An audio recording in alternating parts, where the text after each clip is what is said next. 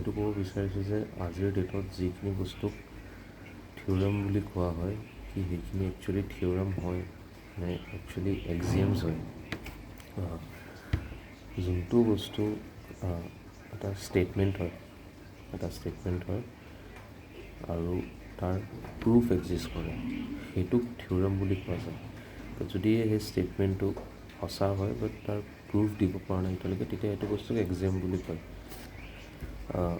In depth এটা statement দিছে আপুনি, সেই ষ্টেটমেণ্টটো এটা ছিটুৱেশ্যনত দেখাই দিছে যে সঁচা হয়, আৰু ছিটুৱেশ্যনছ কেইটামানত দেখাইছে যে সঁচা হয়, মানে সেই ষ্টেটমেণ্টটো সঁচা হয় বুলি দেখা পাইছে, দেন তাক এক্সিয়ম বুলি কোৱা যাব তেতিয়ালৈকে। That is a statement that seems to be true but hasn't been proved yet. আৰু আমাক ৰামানুজনে বহুত খোপা এক্সিয়ম দি থৈ গ'ল, তাতে কেইটামান নিজে প্ৰুভ কৰি থৈ গ'ল আৰু কেইটামান যোনখিনি প্ৰুভ নাই হোৱা সেইখিনি আজিৰ ডেটতটো প্ৰুভ হ'ব পৰা নাই মানে। তো এইটো বস্তু কোৱা গৈছিল যে সৰস্বতী মা তেওঁ সপোনত আহিছিলে আৰু তেওঁক সেই মেথমেটিকেল এক্সিয়মছখিনি দি থৈ গৈছিল, যোনটোতো নোট ডাউন কৰি লৈছিল পাছত। তো সেইটো নিজৰ মাজত বহুত আচৰিত কথা যে কেনেকৈ মানুহৰ মানে সপোনত এক্সিয়ম এটা ডেভেলপ হৈ যাব পাৰে। বাট যিয়ে হৈছিলে সেই বস্তুখিনি সঁচা আছিল, তেওঁ কোৱা কথাখিনি দেখা গৈছে সঁচা হয় বুলি, বাট প্ৰুফ কৰিলে সেইটো থিঅ'ৰাম বুলি কোৱা যাব। এতিয়া প্ৰুফটো হয় কি? হোৱাট ডাজ এ প্ৰুফ মিন? মেথছত এটা চিম্পল কথা কোৱা যায় যে এটা ষ্টেটমেণ্ট যদি থাকে সেইটোক ডিছপ্ৰুভ কৰিব হ'লে তুমি এটা এক্সাম্পল দিয়া, one example, that's enough.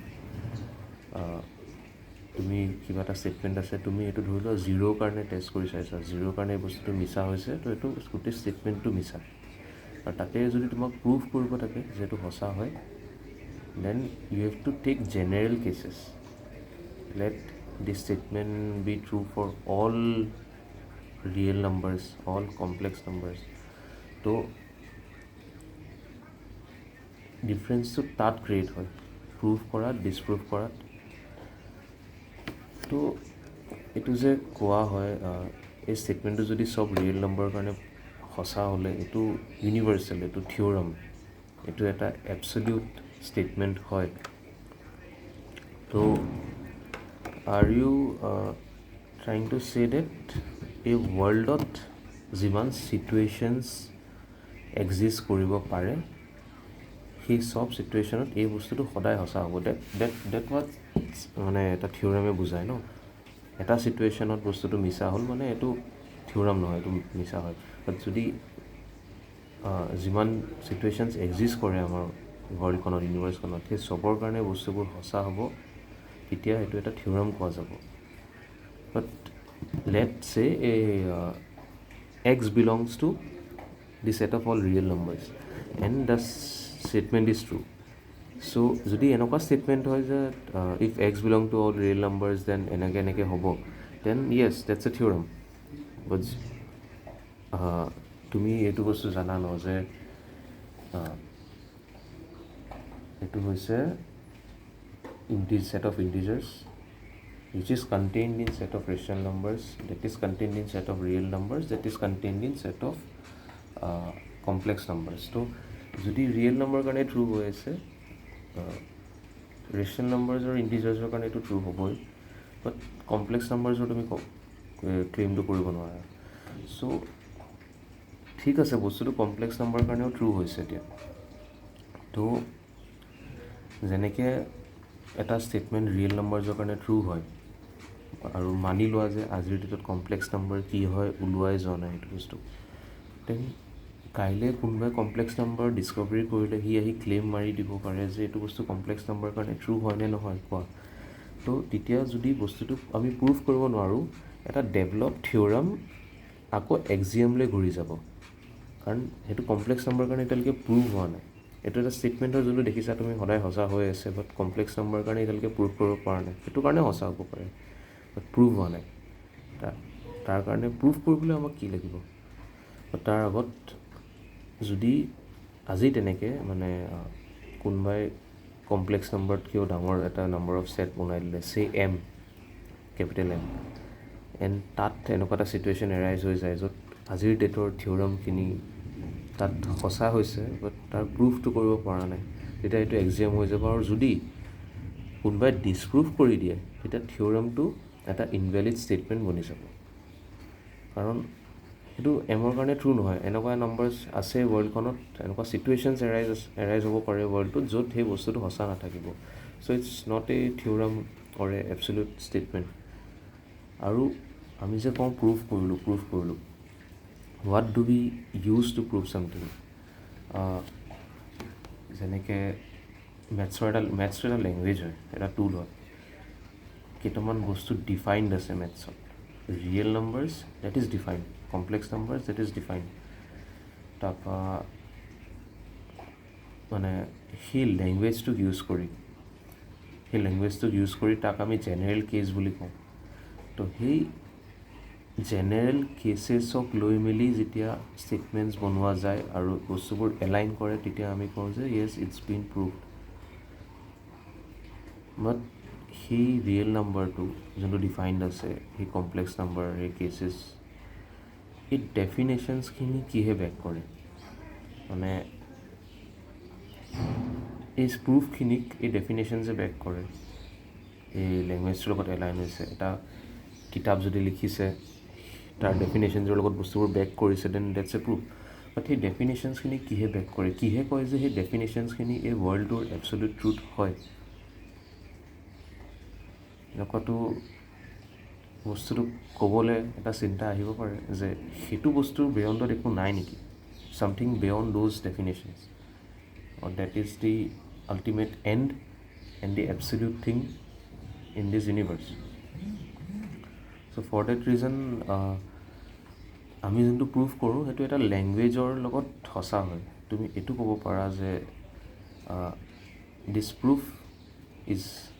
this theorem is true, this statement is true in the language of mathematics that is been defined by humans. আৰু হিউমেনছৰ ডিফাইন মেথমেটিক্সত তুমি এটা বস্তু যদি মন কৰা, বহুত কনচেপ্টছ আছে তেনেকুৱা, like almost everywhere, almost equal type. মানে সেই কনচেপ্টছবোৰত এটা চিম্পল বস্তু ভিজিবল হয়, যোনটো সেইটো হৈছে নেগলেক্টিং স্মল ডিফাৰেঞ্চেছ, ডেল্টা। মানে যে সৰু ডিষ্টেঞ্চেছ, মানি লোৱা 3 × 10⁻26 মিটাৰ নেগলেক্ট হৈ গৈছে বা কিবা। তো সেই ইকুৱেল চাইনটো আমি বহুত বস্তুত এনেকৈও ইউজ কৰা হৈছে য'ত মানে অলম'ষ্ট ইকুৱেল, অলম'ষ্ট এভৰিৱেৰ। চ' সেই মেথমেটিক্সৰ লেংগুৱেজটো, সেই মেথমেটিক্সৰ ডেফিনেশ্যনছখিনি আজি এনেকুৱা ক্ৰিয়েচাৰ্ছ, ধৰা বেক্টেৰিয়াছ, ভাইৰাছেছ, তাহাঁতি যদি এইবোৰ বস্তুক ইউজ কৰিব যায়, will do that language of mathematics align with their world? বস্তুটো তেনেকুৱা হয় ন, যে আমি মেথমেটিক্সটো যোনটো আমাৰ ৱৰ্ল্ডত ডিফাইন কৰা হৈছে, এইখিনিক ইউজ কৰি আমি চলি আছোঁ, আমাৰ ৱৰ্ল্ডক বহুত হেল্প কৰিছে, হিউমেন ছাৰ্ভাইভেলক হেল্প কৰিছে, because date language চুটছ dimensions around আছ। বাট আমি যোনখিনি নেগলেক্ট কৰি চলি আছোঁ সেইখিনি মাইন্যুট ডিফাৰেঞ্চেছ। লাইক ৰিয়েল ৱৰ্ল্ড কেছত যদি কোনোবাই কয় যে তোমাক এটা মানুহে ইমান ডিগ্ৰী চেলচিয়াছৰ টেম্পাৰেচাৰ বিয়াৰ কৰিব পাৰে, তো তাতকৈ 0.0001 বেছি দি দিলেও মেবি সি বিয়াৰ কৰি যাব। বস্তুবোৰ তেনেকুৱা হয়, ডিফাৰেঞ্চেছবোৰে আমাক একচুৱেলি ফিল নকৰাই যে ডিফাৰেঞ্চ আছে। That's Y we are okay with making it almost equal. মানে সেই মাইন্যুট ডিফাৰেঞ্চটো আমাৰ কাৰণে মেজাৰেবল নহয়। তেনেকৈ এনেকুৱা স্পেচিছ এই ইউনিভাৰ্চত এক্সিষ্ট কৰিব পাৰে, চেভ এলিয়েনছ, যোনে যাৰ কাৰণে আমাৰ মানে মেথমেটিক্সটো মানে তাহাঁতৰ মেথমেটিক্সটো যাৰ কাৰণে আমাৰ ইউজত আহিব নোৱাৰে। তাহাঁতি আমাতকৈ ইমান ডাঙৰ বা ইমান এনেকুৱা ক্ৰিয়েচাৰ্ছ হয় যাৰ কাৰণে আমাৰ ডিফাৰেঞ্চেছবোৰ, যোনবোৰ আমাৰ কাৰণে ডিফাৰেঞ্চ বুলি প্ৰুভ কৰে, আমাৰ 100 আৰু 105ৰ মাজত এটা যথেষ্ট ডিফাৰেঞ্চ আছে, যোনটো আমাৰ লাইফত ভেৰিয়েশ্যনছ আনি দিয়ে, সেই বস্তুটো তাহাঁতৰ লাইফত নেগলিজিবল হ'ব পাৰে। So' their language of mathematics might be even more wider then আছ। চ' the definition in mathematics, the language, mathematics as a language is something defined for our lives, and not, and maybe not as per the real truth of the universe, and maybe এনেকুৱা একো real truth নাই। এই গোটেই বস্তুখিনিৰ কনক্লুজনত মই এইটোৱে ক'ব বিচাৰিছোঁ যে আজিৰ ডেটত যিখিনি থিয়ৰাম বুলি ক্লেইম কৰা হয় মেবি সেইখিনি এক্সাম হ'ব পাৰে, কাৰণ দুটা পইণ্টে সেই বস্তুটোক জোৰ দিয়ে। প্ৰথমটো যে যি থিয়ৰাম বুলি ক্লেইম কৰিছে based on definitions, based on certain define language, সেই লেংগুৱেজটো এবছলিউট ট্ৰুথ হয় বুলি তাৰ কি প্ৰমাণ আছে? That is the absolute truth for every creature, every dimension that exist. আজি 4 নম্বৰ ডাইমেনশ্যনটোক টাইম বুলি কোৱা হয়, তো সেইটোৰ বেচিছত বহুত বস্তু এলাইন হৈ আছে। হোৱাট ইফ কাইলে কোনোবা আহি মেলি 5th ডাইমেনশ্যন ক্লেইম কৰি দিয়ে, ইনডিড প্ৰুভ কৰি দিয়ে যে 5টা ডাইমেনশ্যন এক্সিষ্ট কৰে, this is the 5th dimension. In that case আজিৰ ডিফাইন বস্তুবোৰ হিলি নাযাবনে? মানে তাহাঁতৰ ডেফিনেশ্যনছ, তাহাঁতৰ authenticity, will they remain as they are today? So that's what the first point out of the 2 points I am trying to say, that বস্তুবোৰ Discover হৈ গৈ থাকে, ডেভেলপ হৈ গৈ থাকে। ইন ডেট কেছ এটা আজিৰ ডিফাইন বস্তুত ইম্পেক্ট কৰিব পাৰে। কাইলৈৰ এটা ডেভেলপমেণ্ট, এটা ডিস্কভাৰীয়ে আজিৰ ডেফিনেশ্যনত চেঞ্জেছ আনিব পাৰে, আৰু হৈ পাইছে এনেকুৱা। নতুন ডিস্কভাৰিজ আৰু ডেফিনেশ্যন যে অল্ড ডেফিনেশ্যনছত চেঞ্জ আনে। তো কিবা বস্তু এবছলিউট হয় সেইটো বস্তু ক'বলৈ টান। Close to absolute, yes. And second point is that আমি নিজে ক্লেইম কৰোঁ হিউমেনছে যে ইউনিভাৰ্ছ ইজ এক্সপাণ্ডিং, এণ্ড ইউনিভাৰ্ছৰ ডেফিনেশ্যন হ'ল বা ইউনিভাৰ্ছৰ লগত এছ'চিয়েটেড ডেফিনেশ্যনছবোৰ, সেইখিনি ইকুৱেশ্যনছটো নহয়, সেইখিনি এবছলিউট ডেফিনেশ্যনছ দিয়া গৈছে। তো ছামথিং ডেট ইজ কনষ্টেণ্ট, আমি নিজে কৈছোঁ যে it x like a variable, মানে এক্সপাণ্ড কৰি আছে। So' the definition is not an equation where it varies, it's an absolute thing. So' সেইটোৰ বেচিছত সেই ডেফিনেশ্যনটোৰ বেচিছত তুমি বস্তুবোৰ ক্লেইম কৰিছা, ডেভেলপ কৰিছা। তো এটা ভেৰিং ইউনিভাৰ্ছত এবছলিউট বুলি ভাবি বস্তু ক্লেইম কৰা, ডিফাইন কৰা আমাক অলম'ষ্টলৈকে লৈ যায়, but not exactly, not absolutely equal. That's the second point. First point, there might be things, numbers or anything in this universe that is still to be discovered and can change the way we look into today's definitions and theorems, and that is being supported by a thing called that universe is not always the same. With time it is changing. চ' হ'ব পাৰে আজিৰ ডেটত এটা definition যি হয় এবছলিউট truth হয়, আৰু একো বস্তুৱে ৱৰ্ল্ডত এক্সিষ্ট নাই কৰা যোনটো তাতকৈও বেছি হয়, বাট কাইলৈ কৰি যাবও পাৰে, because universe is not staying the way it is today. So' for the 2 points which I claimed, I feel like nothing in this world is an absolute truth. Even the theorems in mathematics, that's the hard work of thousand years from people that has made life easy, because those things almost align with the laws around us in this universe, but might not be the absolute truth of the universe. And with this entire thing I would like to link another thing, like আমাৰ হিন্দু মাইথলজিৰ বস্তুবোৰ আপোনালোকে যদি মন কৰিছে আমাৰ হিন্দু মাইথলজিৰ বস্তুবোৰ সময়ৰ লগত সঁচা হৈ আহি আছে, যোনটো সঁচাই আছিলে প্ৰুভ হৈ আহি আছে। 2016 আই গেছ নবেল প্ৰাইজ যাক দিছিলে ইন দি ফিল্ডটো মনত নাই, এইটো এই বুলি দিছিল যে that person was able to prove, তেওঁ প্ৰুভ কৰিব পাৰিছিল যে ফাষ্টিং কৰিলে আমাৰ বডিয়ে after 24 hours, within 24 to 48 hours সেইখিনি চেলছ কনজিউম কৰিব ষ্টাৰ্ট কৰে নিজক ফিড কৰিবলৈ যোনখিনি আমাৰ কাৰণে ডেঞ্জাৰাছ হ'ব পাৰে, and those include cancer cells. So' that discovery made him win the Nobel prize. And এইটো বস্তু আমাক প্ৰমাণ দিব পাৰিলে যে ফাষ্টিং ইজ গুড. এণ্ড প্ৰমাণ কিহে দিলে? Through the language of science, through the language of science develop by humans.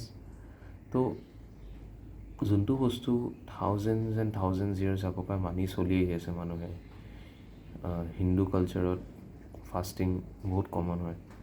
তো সেই বস্তুটোৰ প্ৰমাণ হ'ল 2016.